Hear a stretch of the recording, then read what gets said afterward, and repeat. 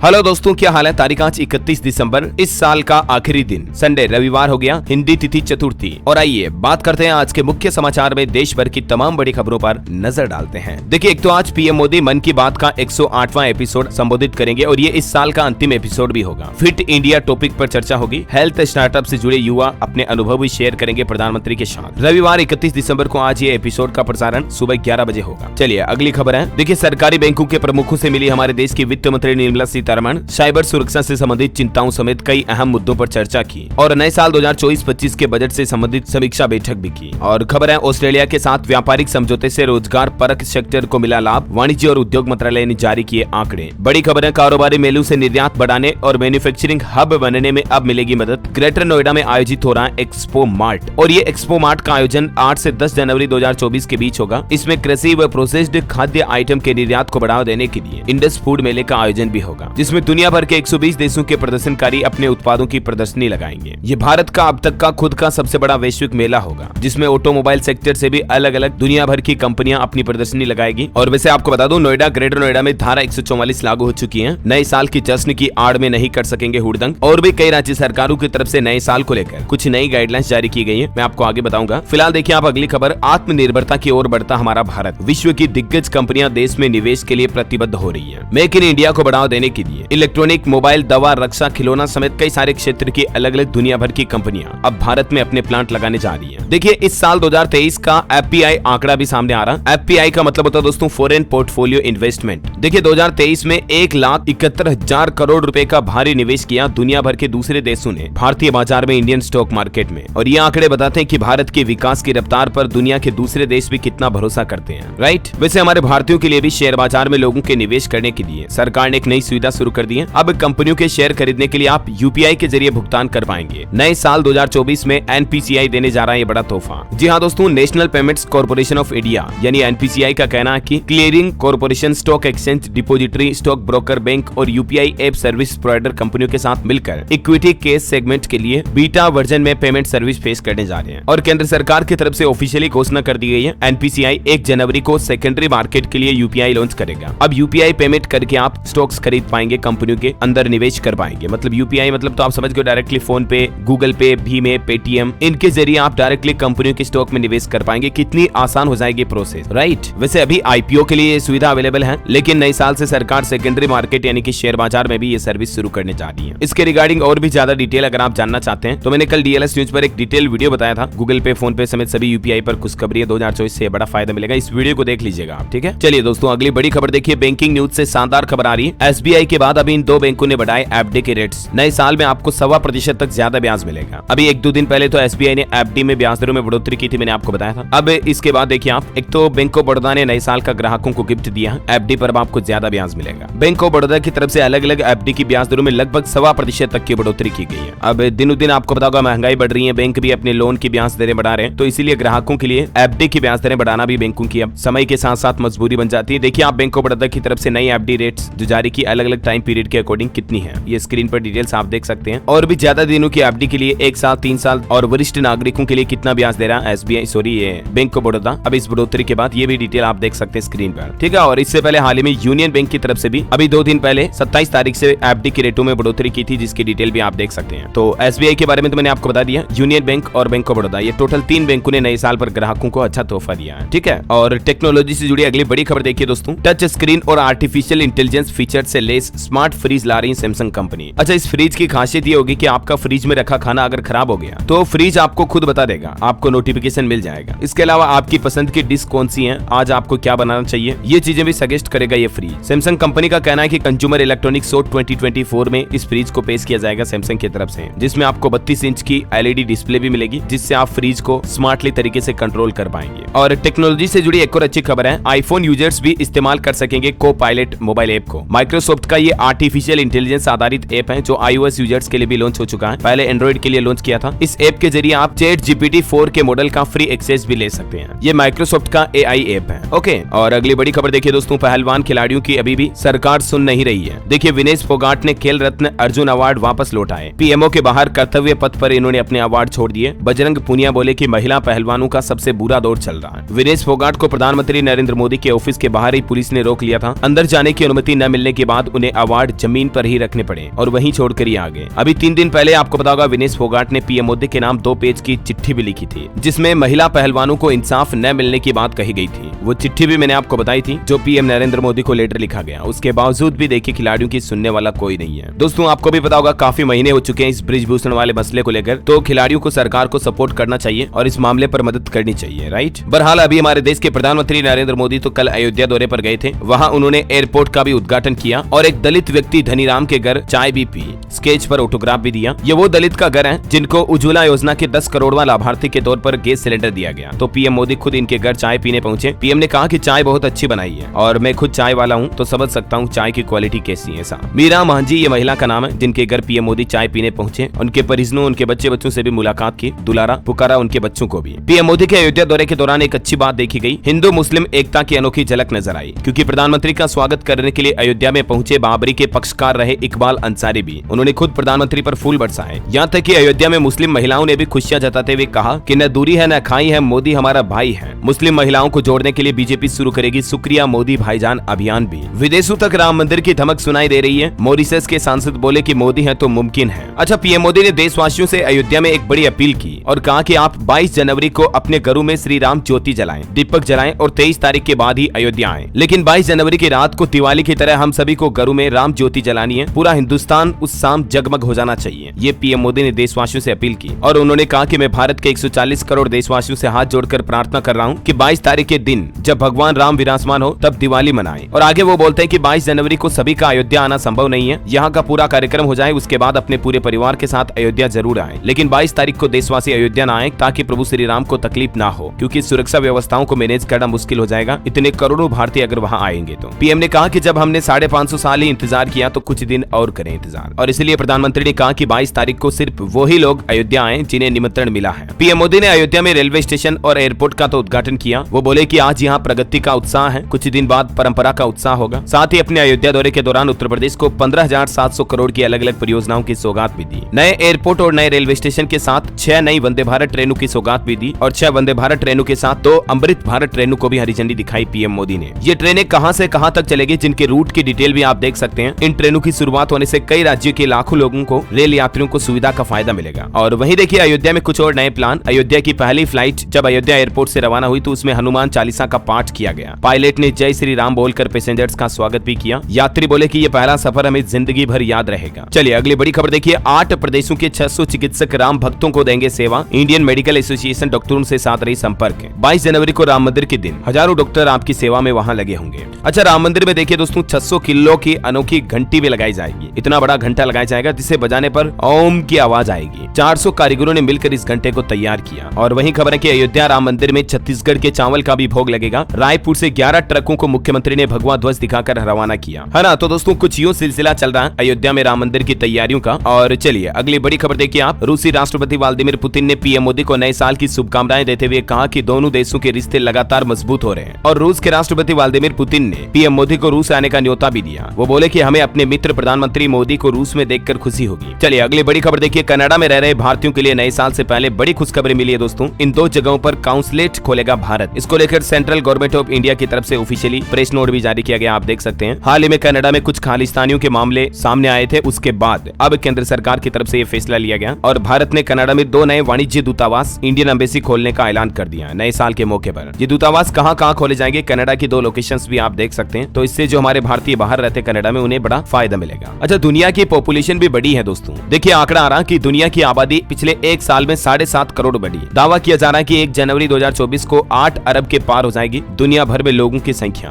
देखिए इंसानों ने धरती पर कितना कब्जा कर लिया। हर सेकंड 4.3 बच्चे पैदा हो रहे हैं, मतलब एवरेज हर 10 सेकंड में 43 बच्चे पैदा हो रहे हैं, जन्म ले रहे हैं। अभी दुनिया में सबसे ज्यादा आबादी वाले 10 देश कौन कौन से हैं? पहले चीन था, उसकी जगह पर भारत हो चुका है नंबर 1 पर पॉपुलेशन के मामले में। फिर चीन, फिर America, Indonesia, Pakistan, Nigeria, Brazil, Bangladesh, रूस। भारत की जनसंख्या लगभग 142 करोड़ से ज्यादा हो चुकी है ना। और अगली बड़ी खबर देखिए। हिमाचल प्रदेश के मुख्यमंत्री ने सभी सरकारी विभागों से कहा कि 1 जनवरी के बाद कोई भी पेट्रोल या डीजल का वाहन न खरीदे। दरअसल हिमाचल की सीएम सुक्खू सरकार प्रदेश में इलेक्ट्रिक व्हीकल को बढ़ावा देने के लिए ये नया फैसला लिया है। 1 जनवरी 2024 के बाद किसी भी सरकारी कार्यालय में पेट्रोल डीजल वाहन नहीं खरीदे जाएंगे, बल्कि उनकी जगह पर सिर्फ इलेक्ट्रिक व्हीकल ही खरीदे जाएंगे। यहाँ तक कि सरकार लंबे रूटों पर भी ई बसें चलाने जा रही अब तो। अच्छा, वहीं देखिए हिमाचल को एक और बड़ी सौगात मिली है। 1464 करोड़ करोड़ से होगा इंफ्रास्ट्रक्चर परियोजनाओं का निर्माण। किन किन एरियाज में ये परियोजनाओं का प्लान बना है, जिसकी डिटेल्स भी आप देख सकते हैं। नाबार्ड द्वारा ये घोषणा की गई है। चलिए अगली बड़ी खबर है, उड़ीसा राज्य की कैबिनेट बैठक में बड़ा फैसला लिया गया और 13 अहम प्रस्ताव पास हुए हैं। एक तो सिविल सर्विस की आयु बढ़ाकर 38 साल कर दी गई है, जो पहले 32 साल ही थी उसको बढ़ाकर 38 कर दिया है। इसके अलावा भी उड़ीसा के मुख्यमंत्री नवीन पटनायक की अध्यक्षता में हुई इस बैठक में 13 महत्वपूर्ण प्रस्तावों पर निर्णय लिए गए। कैबिनेट ने 200 इलेक्ट्रिक बस खरीदने का भी फैसला किया है उड़ीसा राज्य में, और परिक्रमा परियोजना उद्घाटन उत्सव का लाइव प्रसारण भी किया जाएगा। इस उत्सव के उद्देश्य से प्रत्येक पंचायत में जगन्नाथ रथ घुमाया जाएगा, इसको भी सरकार ने मंजूरी दे दी है, और पंचायत में अच्छा काम करने वाले लोगों को स्वीकृति भी मिलेगी। 3 लाख रुपए की आर्थिक सहायता राशि भी दी जाएगी। ये कुछ बड़े फैसले लिए उड़ीसा नवीन पटनायक सरकार ने। ओके, और अगली बड़ी खबर देखिए, एनसीसी रिपब्लिक डे कैंप में 907 लड़कियों समेत 2274 कैडेट हिस्सा लेंगे। रूस समेत दुनिया के 25 देशों के युवा भी इसमें सम्मिलित होंगे। दिल्ली के करियप्पा परेड ग्राउंड में 30 दिसंबर से ये एनसीसी कैंप शुरू हो चुका है ऑलरेडी। इसका मुख्य उद्देश्य है कैडेटों में देशभक्ति की भावना को जगाना है। चलिए एक रिपोर्ट देखिए, पर्यावरण मंत्रालय की तरफ से आंकड़े जारी किए गए। 2023 में 177 बाघों की मौत हुई। सबसे ज्यादा 45 मौतें महाराष्ट्र में दर्ज की गई, और भी कुछ अलग अलग राज्यों के आंकड़े आप देख सकते हैं। बड़ी खबर है, भारत सरकार का साल 2024 का कैलेंडर लॉन्च हुआ। केंद्रीय मंत्री अनुराग ठाकुर बोले कि दुनिया भारत की ओर आशा भरी नजरों से देख रही है। हमारा संकल्प विकसित भारत, इस टाइटल से केंद्र सरकार ने नए साल 2024 का कैलेंडर जारी किया है, जिसमें सरकार ने प्लान बनाए हैं क्या क्या नई योजनाएं शुरू कर दी है साल 2024 में, किस तरह से आखिर भारत दुनिया की बड़ी अर्थव्यवस्था की स्थितियों तक पहुंच पाए। ये सभी प्लान इन कैलेंडर में तय किए गए हैं ना। चलिए बड़ी खबर है, क्रिप्टो कंपनियों पर सख्त हुई भारत सरकार। बाइनेंस समेत 9 क्रिप्टो एक्सचेंज पर चलाया गया डंडा। दरअसल आईटी मंत्रालय की तरफ से कहा गया कि मनी लॉन्ड्रिंग कानूनों का पालन किए बगैर देश में अवैध रूप से संचालन के जो क्रिप्टो यूआरएल है उनको ब्लॉक किया जाएगा। बाइनेंस के अलावा भी ये कंपनीज की लिस्ट आप देख सकते हैं, कुकॉइन, होबी, क्राकेन, गेट.io वगैरह, इन सभी कंपनियों को भी सरकार ने नोटिस जारी किए हैं। हरियाणा राज्य में भी एक मामला सामने आया। देखिए 6600 करोड़ के क्रिप्टो करेंसी फ्रॉड में ईडी ने रेड डाली। हरियाणा में मास्टरमाइंड के पिता के घर 24 घंटे छानबीन चल रही है। ये कौन है शख्स, जिसकी जानकारी भी आप देख सकते हैं। और चलिए दोस्तों, कोरोना आंकड़ों पर बड़ी खबर आ रही कि नए साल के पहले कोरोना ने पकड़ी रफ्तार। देश में पिछले 24 घंटों में 743 नए मामले आए, जबकि 7 लोगों की मौत हुई। छत्तीसगढ़ में भी देखिए शनिवार को 31 नए मरीज मिले। 66 एक्टिव केस चल रहे हैं अभी राज्य में। छत्तीसगढ़ के कोरिया जिले में कलेक्ट्रेट के एक अधिकारी भी कोरोना पॉजिटिव पाए गए। बिहार में भी कोरोना का खतरा बढ़ रहा है। गया में 6 लोग पॉजिटिव मिले। जीनोम सीक्वेंसिंग के लिए सैंपल भी भेजे गए। तो नव वर्ष के जश्न में आप भी सावधान रहें दोस्तों, ज्यादा भीड़ भाड़ वाली जगहों पर ना जाएं तो बेहतर है। और चलिए खबरों में अपन आगे बढ़े इससे पहले आज के मौसम समाचार पर नजर डाल लेते हैं। देखिए राजस्थान, मध्य प्रदेश समेत 7 राज्यों में घना कोहरा छाया हुआ है। हिमाचल प्रदेश, उत्तर प्रदेश में 5 लोगों की मौत भी हो गई कोहरे और एक्सीडेंट की घटनाओं में। दिल्ली में 80 फ्लाइट्स और 30 ट्रेनें भी प्रभावित रही। पूरे उत्तर भारत में कोहरे का कोहराम आप देख सकते हैं। यूपी में शीतलहर की चेतावनी, वंदे भारत समेत 150 ट्रेन 20 घंटे लेट चल रही है। हरियाणा में भी कोहरे का रेड अलर्ट, 15 जिलों में ज्यादा खराब हालात चल रहे हैं। राजस्थान के 11 जिलों में शीतलहर की चेतावनी, रेड अलर्ट जारी किया मौसम विभाग ने। जोधपुर, जैसलमेर और सीकर में बादल भी छाए रहे। नव वर्ष के मौके पर बारिश भी हो सकती है, तो सावधान रहिएगा आप। और हिमाचल में देखिए पहाड़ों पर हल्के हिमपात की संभावना, 6 जिलों में कोहरा छाने का येलो अलर्ट। स्काईमेट वेदर की रिपोर्ट के मुताबिक अगले 24 घंटों के दौरान भारत के किन किन राज्यों में बारिश की संभावना है, जिसकी डिटेल भी आप देख सकते हैं स्क्रीन पर। और वहीं दोस्तों आज के सराफा बाजार पर सोने चांदी के रेट पर नजर डालें तो आज कोई बदलाव नहीं हुआ, क्योंकि अब मार्केट बंद है। तो नए साल की पहली तारीख 1 तारीख के बाद ही नए रेट अपडेट आएंगे। मैंने कल बताए थे ना रेट, वो के वही है। ओके, और चलिए अगली बड़ी खबर देखिए, राइडर्स के लिए इंश्योरेंस ऑप्शन लाने पर विचार कर रहा है InDrive। ये InDrive कंपनी जो है बाइक राइडर्स जो होते हैं ना, उनके लिए इंश्योरेंस सर्विस लाने की प्लानिंग कर रही है नए साल 2024 में। बड़ी खबर देखिए, अब तक 28 देशों ने की वाइब्रेंट गुजरात वैश्विक शिखर सम्मेलन में भागीदार बनने की पुष्टि, सरकार की तरफ से दावा किया गया। 2024 में इस शिखर सम्मेलन का आयोजन होगा 10 से 12 जनवरी के बीच। और खबर है, उत्तर प्रदेश के औद्योगिक विकास मंत्री नंद गोपाल ने उद्यमियों के लिए खोला खुशियों का पिटारा। जल्द ही मिलेगी 70 करोड़ 91 लाख की प्रोत्साहन राशि। इस योजना के तहत 11 कंपनियों व इकाइयों को ब्याज मुक्त ऋण के रूप में ये धनराशि देने की घोषणा की है यूपी सरकार ने। और वहीं देखिए उत्तर प्रदेश में 680 करोड़ की लागत से बुधवार की 100 एकड़ भूमि में बनेगी सेंट्रल जेल। जल्द ही इस पर काम भी शुरू होगा। उत्तर प्रदेश ललितपुर में ये जेल का निर्माण किया जाएगा। चलिए अगली बड़ी खबर है, राजस्थान में 22 मंत्री बने, जिनमें 17 पहली बार मंत्री बने हैं। एक सीट पर वोटिंग बाकी है अभी भी, उसका प्रत्याशी भी मंत्री बना। राजस्थान में ऐसा पहला मामला देखा गया। राजस्थान में कल ही मंत्री पद की शपथ ली कई सारे विधायकों ने। और खबर है कि राजस्थान के नए मुख्य सचिव होंगे सुधांशु पंत। केंद्र सरकार से मूल कैडर आने की मंजूरी भी मिली इन्हें। राजस्थान के सभी 22 मंत्रियों की प्रोफाइल भी मैं आपको फटाफट से बता देता हूँ। देखिए आप, किरोड़ी लाल और टीटी सबसे उम्रदराज मंत्री रहे। सिर्फ एक महिला मंत्री बनी 22 में से कैबिनेट में, और वो ही सबसे ज्यादा पढ़ी लिखी भी है। ये देखिए आप, राजस्थान के अलग अलग मंत्रियों की प्रोफाइल भी आप देख सकते हैं। किरोड़ी लाल मीणा जो कि वसुंधरा सरकार में भी मंत्री रहे, फिर गजेंद्र सिंह, राज्यवर्धन और भी अलग अलग नाम की लिस्ट आप ये फटाफट से देख लीजिएगा। अच्छा, मध्य प्रदेश में भी मंत्रियों को विभागों का बंटवारा दिया गया। सीएम ने गृह अपने पास रखा, गृह विभाग मतलब, और विजय वर्गीय को नगरीय प्रशासन और प्रहलाद को पंचायत एवं ग्रामीण विकास मंत्री का कार्यभार दिया गया। ओके, और अगली बड़ी खबर देखिए, हरियाणा की मनोहर मनोहर लाल खट्टर सरकार ने घोषणा की है मुख्यमंत्री तीर्थ दर्शन योजना में बुजुर्ग अब रामलला के दर्शन भी कर पाएंगे। हरियाणा सरकार बुजुर्गों को अयोध्या रामलला के दर्शन करने के लिए घुमाने के लिए ले जाएगी। 25 जनवरी के बाद ये नई सुविधा शुरू होगी। अच्छा, टेक्नोलॉजी से बड़ी खबर आ रही है दोस्तों, गूगल बंद करने जा रहा मैप का ये अहम फीचर। फरवरी 2024 के बाद गूगल मैप के इस फीचर का आप इस्तेमाल नहीं कर पाएंगे। अभी आपको बताऊंगा गूगल मैप में एक फीचर आता है जिसके तहत एक डैशबोर्ड में आपको media suggestion, audio control, map आदि दिखते हैं, है ना। तो ये फीचर बंद हो जाएगा। Google company assistant drive mode को एंड्रॉइड ऑटो के साथ रिप्लेस करने जा रही है और टेक रिपोर्ट्स के मुताबिक फरवरी 2024 के बाद गूगल का ये असिस्टेंट ड्राइविंग मोड बंद हो जाएगा। अच्छा, टेक्नोलॉजी से एक और शानदार खबर आ रही है, व्हाट्सएप पर प्राइवेसी बढ़ने वाली है। जल्द ही व्हाट्सएप में इस तरह की नई सुविधा मिलेगी कि आप बिना मोबाइल नंबर शेयर किए किसी के साथ बात कर पाएंगे, चैटिंग कर पाएंगे, मतलब फोन नंबर शेयर करने की जरूरत नहीं पड़ेगी। प्राइवेसी को लेकर व्हाट्सएप ये नया फीचर लेकर आ रहा है और वाकई में ये फीचर बहुत ही शानदार होगा। अच्छा, इंस्टाग्राम भी एक नया फीचर ला रहा है, मैंने आपको कल ही बताया था। अब आप खुद की स्टोरीज में दूसरे की प्रोफाइल भी शेयर कर पाएंगे, एक दूसरे की प्रोफाइल में कोलैबोरेट कर पाएंगे स्टोरीज के जरिए। ये नए फीचर 2024 में इंस्टाग्राम रोल आउट करेगा, ठीक है। और चलिए अगली बड़ी खबर देखिए, मेट्रो का बड़ा ऐलान। 31 दिसंबर की रात 9 बजे के बाद एग्जिट गेट रहेगा बंद, एंट्री रहेगी चालू। नववर्ष के मौके पर दिल्ली मेट्रो की तरफ से ये नया शेड्यूल जारी किया गया और खबर है उत्तर प्रदेश के चीफ सेक्रेटरी बने रहेंगे दुर्गा शंकर मिश्र। केंद्र सरकार की तरफ से 6 महीने इनका कार्यकाल और बढ़ाया गया। उत्तराखंड सरकार की बड़ी घोषणा, हर ग्राम पंचायत में बनेगा एक खेल मैदान। मिनी स्टेडियम के लिए 70 लाख रुपए भी दिए जाएंगे हर ग्राम पंचायत को। शासन का आदेश भी जारी हुआ। उत्तराखंड राज्य में खेलों को बढ़ावा देने के लिए नववर्ष के मौके पर वाकई में ये शानदार घोषणा की गई है उत्तराखंड की पुष्कर सिंह धामी सरकार की तरफ से। और वहीं दोस्तों 1 जनवरी से ही गूगल पे, पेटीएम, फोन पे अकाउंट वगैरह को लेकर भी एक नया नियम लागू होने जा रहा। 1 साल से अगर आपने कोई पेमेंट नहीं किया तो एनपीसीआई के द्वारा आदेश के मुताबिक आपकी यूपीआई आईडी बंद कर दी जाएगी, ठीक है। इसके अलावा भी 1 जनवरी 2024 से कई सारे नियम बदलने जा रहे हैं। कुछ ऐसे काम भी हैं जो आपको 31 दिसंबर तक निपटा ही लेने हैं, जैसे इनकम टैक्स रिटर्न भरने की अंतिम तिथि 31 दिसंबर है, उससे पहले आपको जमा करवा देना, बैंक लॉकर एग्रीमेंट वगैरह को लेकर। तो इसके बारे में मैंने डिटेल जानकारी डीएलएस न्यूज के ऊपर अलग अलग वीडियोस में बता रखी है, आप चैनल पर जाकर देख लीजिएगा। एक तो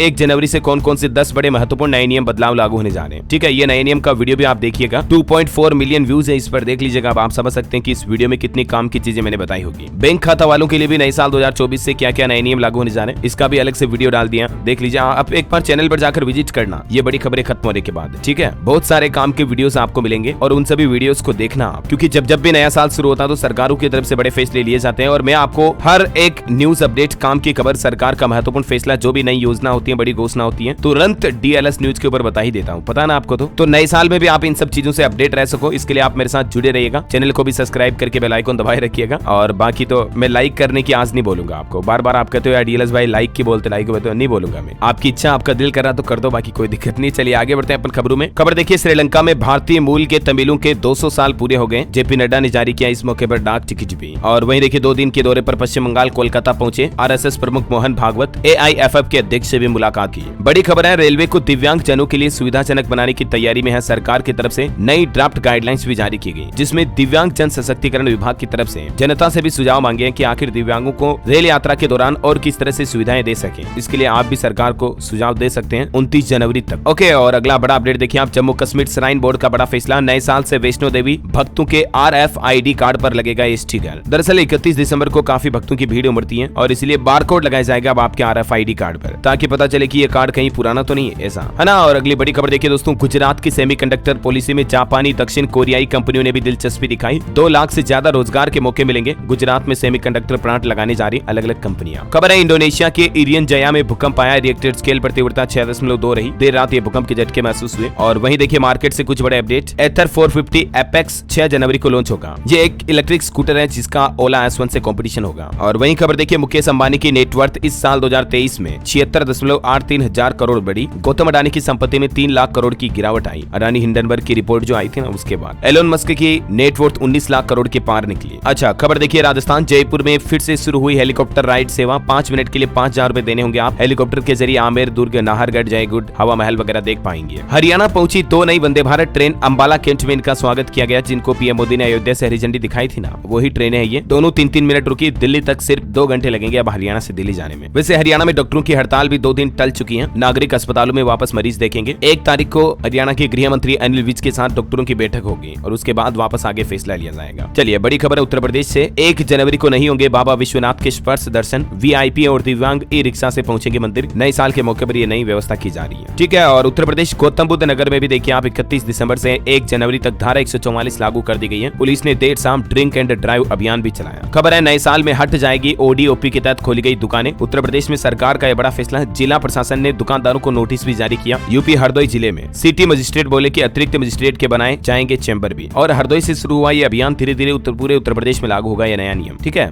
और खबर देखिए, पंजाब चंडीगढ़ में 12 बजे तक होगा न्यू ईयर का सेलिब्रेशन। पुलिस ने सुरक्षा के इंतजाम भी किए। 1500 कर्मचारियों की ड्यूटी भी लगाई। और खबर है कि झारखंड सरकार पर 900 करोड़ का आर्थिक बोझ बढ़ाएगी ये नई पेंशन योजना, क्योंकि कल ही झारखंड की हेमंत सोरेन सरकार ने पेंशन पाने वालों की उम्र घटाई थी ना। पहले 60 साल के लोगों को पेंशन मिलती थी, उसकी जगह अब 50 साल की उम्र से ही वृद्धावस्था पेंशन मिलना शुरू हो जाए। झारखंड सरकार ने अपनी चौथी वर्षगांठ पर यह फैसला लिया था, मैंने आपको बताया भी था, है ना। तो अब इस पर रिपोर्ट सामने आ रही दोस्तों कि इससे सरकार पर हर साल 900 करोड़ का सालाना बोझ पड़ेगा, ऐसा, है ना। और वहीं खबर देखिए आप, मध्य गाजा की तरफ बढ़ी इजरायली सेना। पिछले 24 घंटों में 100 से ज्यादा फिलिस्तीनियों की मौत हुई, 158 घायल हुए। इजराइल हमास जंग पर यह अपडेट है। रूस यूक्रेन जंग पर भी बड़ी खबर आ रही। ताबड़तोड़ दागी 158 मिसाइलें रूस ने यूक्रेन पर। हमले में 31 लोगों की मौत हुई। ब्रिटिश रक्षा मंत्रालय की तरफ से भी निंदा की गई। और देखिए, गाजा के नागरिकों का कहना है कि गाजा नर्क जैसा बन गया, वहाँ कोई बेकसूर नहीं है। हमास कैद से झूठी बंदक बोली, चिड़ियाघर के जानवर जैसा महसूस हुआ। सबसे ज्यादा डर तो इस बात का था। और बड़ी खबर देखिए, गुजरात में हिट एंड रन के नए कानून का विरोध किया लोगों ने। राजकोट अहमदाबाद हाईवे पर उतरे ट्रक चालक, पुलिस को करना पड़ा लाठीचार्ज भी। हाल ही में सरकार ने जो लोकसभा में हिट एंड रन मामलों से जुड़ा एक नया कानून पेश किया, तो उसका ट्रक चालक विरोध कर रहे हैं। चलिए कुछ एजुकेशनल खबरें देखिए आप। उत्तराखंड बोर्ड का टाइम टेबल जारी हो चुका। 27 फरवरी से शुरू होगी 10वीं 12वीं की परीक्षाएं। और उत्तराखंड में रफ्तार के शौकीन भी सावधान हो जाएं। अब वीडियो के साथ घर पर पहुंचेगा चालान। ट्रैफिक पुलिस की तरफ से नई साल 2024 से ये नई तैयारियां शुरू कर दी है। ठीक है। और यूपी में देखिए, बेसिक स्कूलों का कैलेंडर जारी हुआ। अब पितृ विसर्जन की छुट्टी ले सकेंगे शिक्षक। बसंत पंचमी के अवकाश को काट दिया। यूपी बेसिक स्कूलों के अवकाश तालिका भी जारी हो चुके हैं। 31 दिसंबर से 14 जनवरी 2024 तक शीतकालीन अवकाश यानी कि सर्दी की छुट्टियां रहेगी। और 20 मई से 15 जून तक गर्मी की छुट्टियां रहेगी। वैसे आपको बता दूं, यूपी में पॉलिटेक्निक में एडमिशन के लिए भी 8 जनवरी से एडमिशन ओपन होने जा रहे हैं। तो जो युवा एडमिशन लेना चाहते हैं पॉलिटेक्निक में, वो ले पाएंगे। ओके। और खबर है, बंगलुरु पुलिस ने नए साल से पहले 15 दिनों के लिए मॉल ऑफ एशिया में पब्लिक एंट्री पर रोक लगाई। और अंत में आज के राशिफल पर नजर डाले दोस्तों, तो देखिए 2023 के आखिरी दिन 31 दिसंबर का टेरो राशिफल कहता है, मिथुन और कन्या राशि के लोग निराशा से बचें। वृश्चिक राशि के लोग आलोचनाओं पर ध्यान न दें। मेष राशि के लोगों को नौकरी में तरक्की मिलेगी नए साल 2024 में, लेकिन सेहत को लेकर सावधान रहना जरूरी है। और भी अलग अलग राशियों का अगर आप सालाना राशिफल देखना चाहते हैं तो मैं डीएलएस न्यूज चैनल पर वीडियोस ला दूंगा आपके लिए। वृश्चिक राशि के लोगों को उम्मीद से ज्यादा फायदा मिलेगा। मीन राशि वालों की इनकम बेहतर होने के योग है। ठीक है। और बाकी अलग अलग राशियों के वीडियोस डीएलएस न्यूज चैनल पर आ जाएंगे 1-2 दिन के अंदर। सभी राशियों के लिए नया साल कैसा रहेगा आपको पता चल जाएगा। ओके। और हाँ दोस्तों, आप मुझे कमेंट करके बताइए कि